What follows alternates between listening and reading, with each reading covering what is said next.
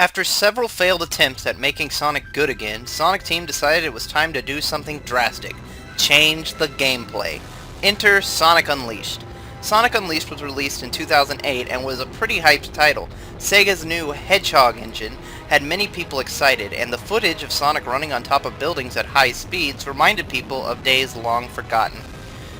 Too bad they decided to ruin it by throwing another needless gimmick on top of it.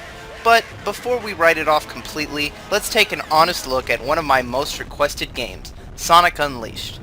Before I begin, yes, I am looking at the Wii version of the game. I know there are some pretty major differences between the Wii version and the high-def versions of the game. Different stages, extra stages, a full-fledged overworld, and plenty of technical advances make the two versions very different. Though, judging by these reviews, the Wii wins out. Still, I'm just letting you know in advance. If I ever get my hands on the PS3 version, I'll try to come back and give it a quick look, but for now, just the Wii version. The plot of the game is pretty straightforward compared to past games like Sonic 06 and Shadow, but it's still pretty dumb. The game starts with Sonic as Super Sonic attacking some sort of base Eggman made that turns out to be a trap. Sonic is captured and the Chaos Emeralds are stolen and used in a machine Eggman plans to use to break open the planet and release a powerful force known as Dark Gaia. When Sonic is hit by the machine, he turns into a werewolf. Yes, I know, I see it too. Anyway, Sonic is sent plummeting towards Earth and runs into this thing known as Chip. Chip here doesn't remember anything about who he is or where he came from, so Sonic agrees to help him figure that out, while Chip agrees to help Sonic get back to normal and restore the planet. Along the way, they run into Tails and some guy known as Professor Pickle, who explain the whole Dark Gaia situation to them and how to restore the planet. Basically, they have to find the Chaos Emeralds, which they do, of course, and it turns out Chip is Light Gaia, a force that watches over the planet and is supposed to keep Dark Gaia at bay. They break into Eggman's fortress, stop Eggman, but it's too late. Dark Gaia is awakened, and now they have to defeat him. The game ends with Chip sacrificing himself to save Sonic and Dark Gaia being defeated. Everything is A-okay, mostly because Chip will never be seen again. So yes, the story is very silly and, again, introducing an unnecessary character, but it's far from the worst story a Sonic game's ever had. The gameplay is actually split into two different parts. The day stages, where you play as normal Sonic, and the night stages, where you play as the werehog. The day stages are where the game really shines. Sonic Team decided to do something different with the controls and the playstyle, and it would become the dominant setup for the next few games. Sonic, of course, is capable of running at high speeds, and he can still do his normal stuff like jump and homing attack, but now he can no longer spin dash. Instead, the controversial boost gauge has been implemented. If you collect enough rings and press a button, Sonic boosts at supersonic speeds, destroying everything in his path. In the Wii version, it's just a quick boost of speed, but in the 360 version, you can hold it down until you run out. Hold boost to win, as they would say. The way you avoid obstacles is different now, too. Because the stages are faster paced than most older Sonic games, Sonic Team introduced a new drift mechanic, allowing Sonic to get around tight corners easier, and a dash mechanic, which allows Sonic to slide from left to right at the press of a button. These mechanics work well and require some pretty good timing to pull them off effectively. The stages are also designed in a unique way as well.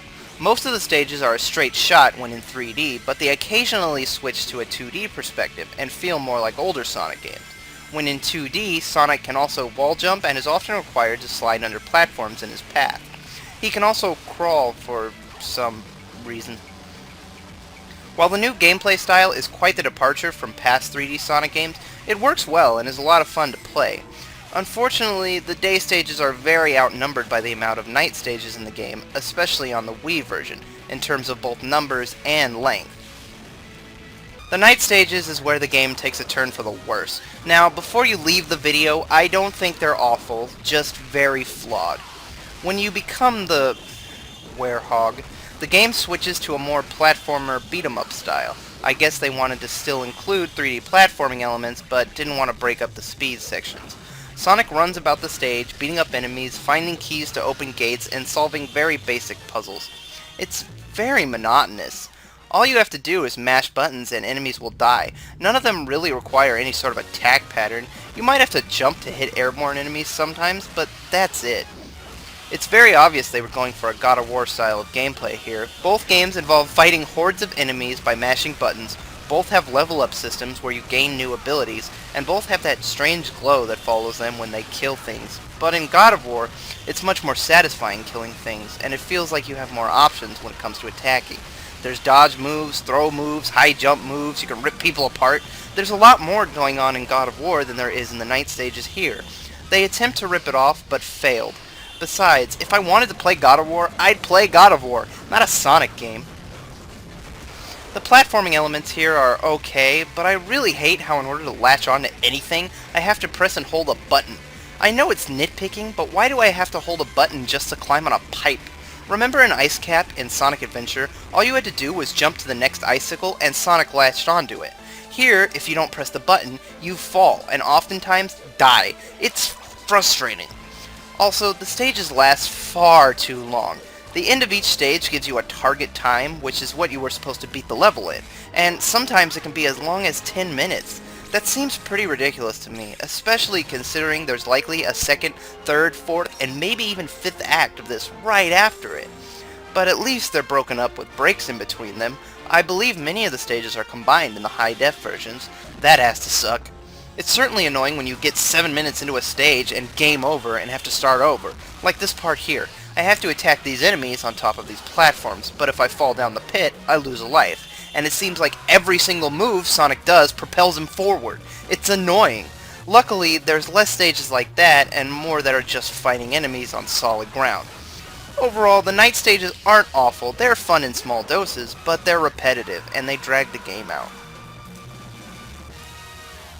The stages are pretty neat. Basing them all on different countries, though with incredibly stupid names, Chunan, Holiska, allows for some pretty unique locations. I love running on top of the Great Wall of China, or through the deserts of totally not India. And as I mentioned, the night stages far outnumber the day stages, so in order to pad the game out, they decided to make you play the same day stages several times, but with different missions, like collect 20 rings or don't hit any jars.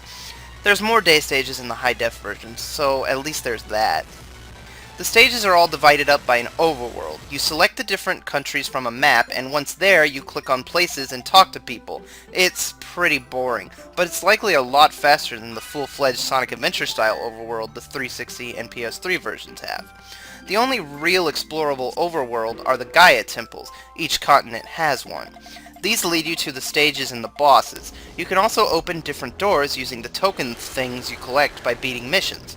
These doors lead to rooms with a bunch of Zelda-like puzzles where you switch from Sonic to Werehog Sonic to solve them. You unlock bonus material, and it's the only way to collect extra lives. I actually like these rooms. The way you can switch from Sonic to Werehog by use of light shining through the ceiling is much more interesting and unique than just separating the two by their own stages like the main game. It might have actually been a more interesting game if it was designed this way. The bosses in this game kinda suck.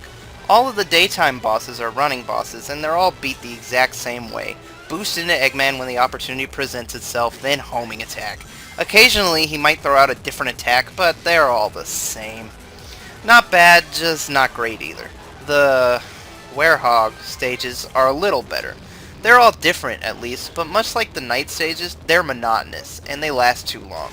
Just mash till it works. The only real standout boss is the final boss. You have to fight Dark Gaia in 3 different forms. In the first form you fight it as a giant golem made of the different temples, Mike Tyson's Punch-Out style. This blew my mind. I couldn't believe what I was playing. This is a Sonic game. Why am I playing as a giant rock creature literally throwing punches at the generic big bad? It's actually pretty freaking awesome, and the most memorable part of the game. The second part of the Gaia battle is more of a stage than anything. You run along the different temples and eventually you have to do a quick-time event to hit Gaia. It's pretty cool. The last battle is a very generic supersonic battle. Just collect rings and hit him in the eyes. Nothing special. Graphically, the game looks pretty good for the Wii. The environments and models are nice, but I know it looks much better on the other consoles. The CGI cutscenes, while few and far between, are absolutely stunning and look great. In terms of glitches and things like that, I didn't really run into any, though I wish the camera was a bit better for the Werehog stages. You can't control where it points, so sometimes you'll be stuck somewhere and need a better view to make a jump or get out from behind some enemies, and you just can't. It's obnoxious. Audio-wise, I love the soundtrack to this game. Each of the different stages has music based on the location, so the music is very fitting. I love the music in Shamar, and of course, Rooftop Run has some of the best music in the whole series. The main theme of the game, Endless Possibility, is actually performed by Jared Reddick, the lead singer of my favorite band, Bowling for Soup. So that's awesome! But the song itself is just okay. I don't think it fits the tone of the game very well. The voice acting is still the same terrible 4Kids voice acting, and I can't stand it. I'm just fine. Jason Griffith sounds even worse when trying to do the werehog. Mr. Monster Guy. Mr. Monster Guy? And Dan Green, bless him, doesn't even try to change his voice when playing Professor Pickle. It's kind of funny, actually. As for Tony Salerno as Chip, I guess the voice fits the character well, but I never thought I'd watch a cutscene where somebody emotes less than Griffith. It's been so fun getting to see the world. I've lived. Sonic Unleashed is not a bad game, but it's not a great game either. It's just okay. There's some fun to be had with the different forms, the stages are cool, the music is great, and the final boss is just so out there, I can't help but love it. But the night stages are too repetitive and go on for far too long, and because they outnumber the day stages, it really brings the game down. I can see why this game has its fans, but I wouldn't exactly call myself one. For what it's worth, though, it was a step in the right direction for the franchise, and that, perhaps, is the most important thing of all.